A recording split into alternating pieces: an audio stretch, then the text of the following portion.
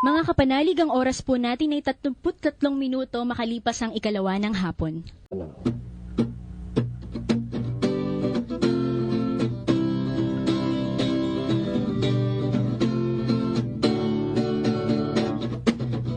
Kabataan, pag-asa ka ng bayan. Taglay mong lakas ay huwag mong sayangin.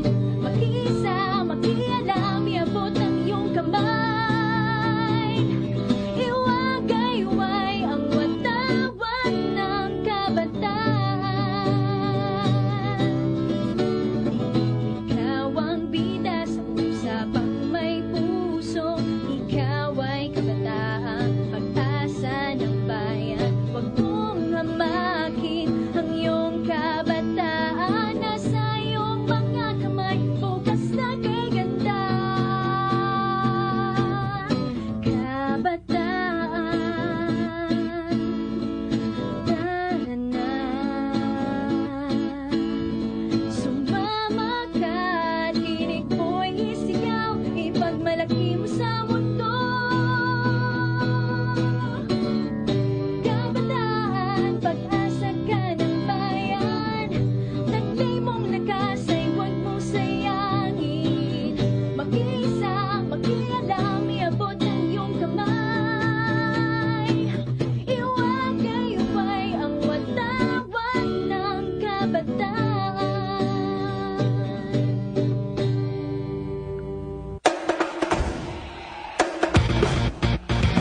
PW Camp Bazaar.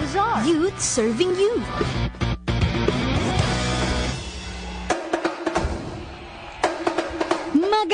Magandang hapon, Pilipinas! Mga kapanalig, ako po si China Asis at isang mabuting balita para sa lahat.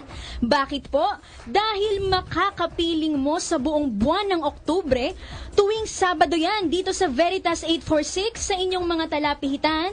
Gayon din live streaming tayong napapanood sa www.veritas846.ph. Pagpatak ng alas 12:30 ng hapon, kaming Masscom students ng Philippine Women's University Quezon City ay magbibigay sa inyo ng isang makabuluhan at siksik na talakayan, no po? At mga napapanahong issue sa ating lipunan ang ating tatalakayin sa programang ito. Handog yan sa'yo, kapanalig ng PWU Quezon City Masscom students. At syempre, kasama ko sa hapong ito ang mga naggagandahang binibini ng PWs, yun, no?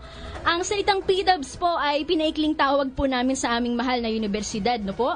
Eto na sila, girls, pasok-pasok. Magandang hapon, kapanalig! Jadine Concepcion po ng Philippine Women's University. At ako naman po, si Cheryl Bombio. Kamusta ka, kapanalig? Yun naman, no?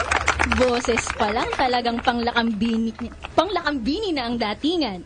Tuloy-tuloy tayo mga kapanalig. Siyempre, una sa lahat, nagpapasalamat po tayo. Una sa may kapal, sa buhay at lakas na kanyang patuloy na binibigay sa atin. Salamat po ng marami sa suportang binibigay ng aming universidad sa pangunguna ng ating mahal na dekano. Hello po, Dr. Marieta Ebalye. Nakikinig yan sa atin ngayon, Jai.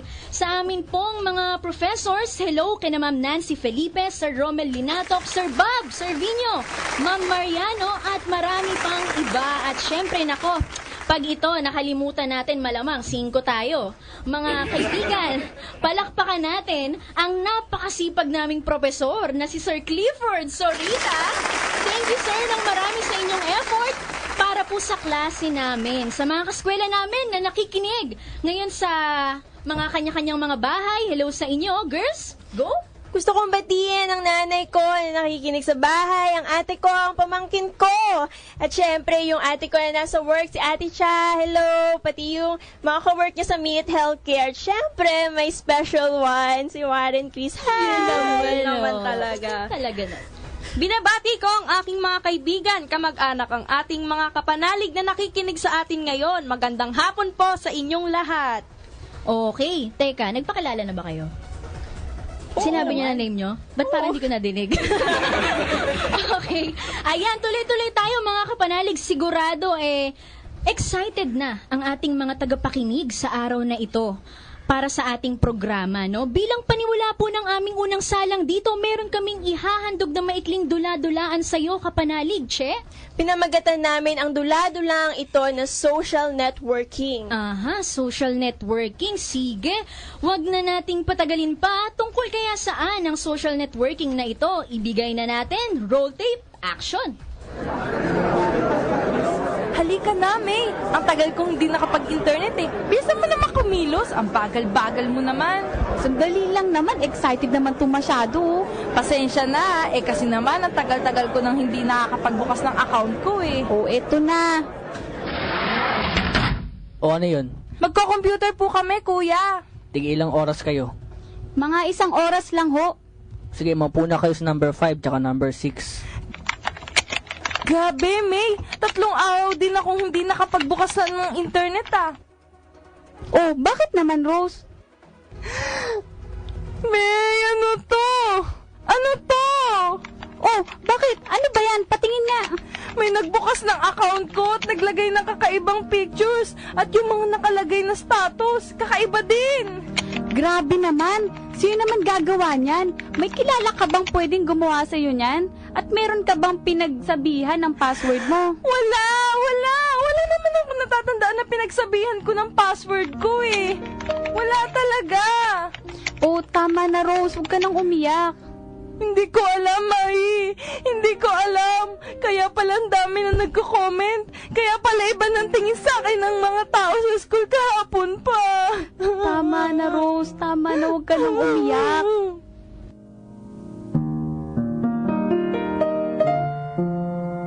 Dulaan, no? At, ayun nga, yun ang ating naging dula-dulaan. Anong napansin nyo, guys? Doon ay merong character tayo, si Marie, na kaibigan ni Rose. At syempre, hindi mawala yung tao sa computer shop.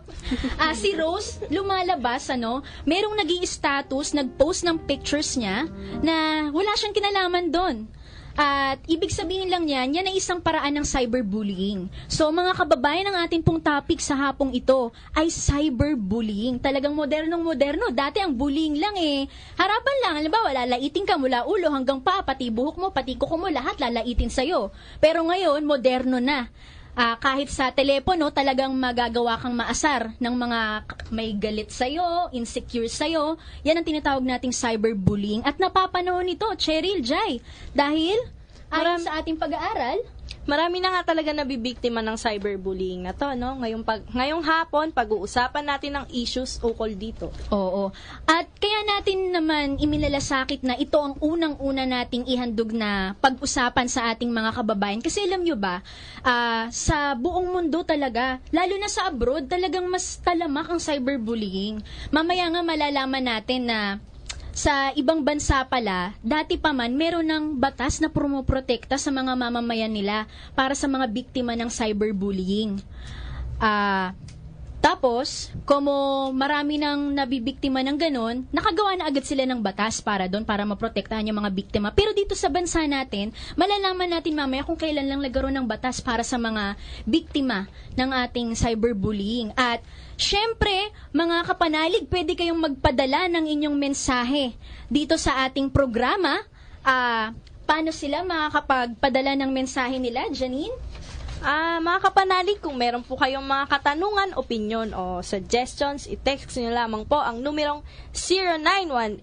0918-837-4827 o 0918-VERITAS. Yan, pwede din namin kayong batiin mamaya. At maganda ay i-share nyo din sa amin, mga kapanalig, ang inyong karanasan sa cyberbullying. Kayo ba naranasan nyo ng ma-cyberbully? Ako ate, naranasan ko yan actually. Yung itsura mong yan, na cyberbully ka? Hindi ba ikaw ang nambubully? Hindi naman. Parang hindi maniniwala yung mga kapanalig natin pag nakita mo ka mo, eyeliner mo pa lang sige, anong experience mo? Di ba sa Facebook, usong-uso ang Facebook, di ba? Di add lang ako ng ad kasi dati paramihan ng friends sa Facebook Tapos noon, mga ilang araw, nag-post ako ng mga pictures ko. Syempre, yung mga ina-add ko, hindi ko naman kilala lahat yun So nagulat na lang ako one time. May nag-comment sa akin. Tapos parang, alam mo yun, nang lalait. So, unang ang ginawa ko, inaway ko muna siya. Siyempre, papayag Sabi ba sa'yo, ako bully ka din eh. Inaway ko muna siya. Tapos doon, in-unfriend ko siya, binlock ko pa. So, naranasan mo na may Oo. cyberbully. Ikaw? Alam mo, naranasan